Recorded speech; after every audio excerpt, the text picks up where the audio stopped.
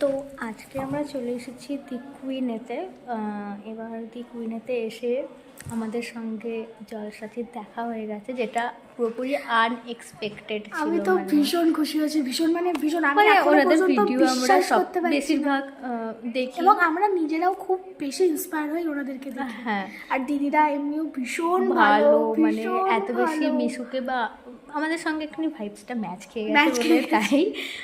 তো এখন দিদিরা গেছে ভিডিও করতে, আর আমরা এখন ওয়েট করছি, কারণ আমরা একটু পরে খেতে যাব যখন দিদিদের ভিডিও হয়ে যাবে। তো তোমরা দেখতে থাকো।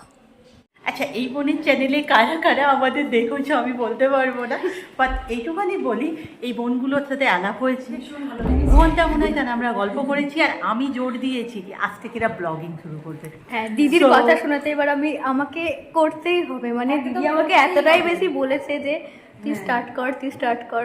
আর একটা আপডেট দিয়ে রাখি, আমরা আপাতত এসেছি কুইনে, আর বোনগুলোর কাজ শেষ হয়ে গেছে, ওরা না আমাদের জন্য ওয়েট করছে, আর আমরা গিয়ে জমিয়ে খাওয়া দাওয়া। হ্যাঁ, দেখতে তো পাবেই। আমরা নিয়েছি এখানে চিকেন বিরিয়ানি। তো এখন আমি আগে ভাগ করে নিয়েছি, ভুলে গেছি ব্লগিং করতে, তাই জন্য দিদি বললো যে ঠিক আছে চল করে নি। আমি বললাম তোমরা কি মাটন খাবে, তো আমরা চিকেন মাটন খাই না। হ্যাঁ, ও সেই জন্য চিকেনই নিয়েছি। না ঠিক আছে, আমরা চিকেনই খাই বেশিরভাগ। তো আমরা এখন এটাকে ভাগ করি বসে বসে। হ্যাঁ, তো আমরা এখন চলে এসেছি বিরিয়ানি খাওয়ার পর এগ রোল খেতে। এই যে রোলের সাইজ। হ্যাঁ হ্যাঁ, তো আমরা একটু একটু করে খাচ্ছি বলে আমরা সব ভাগ। তো এখন দিদিকে টেস্ট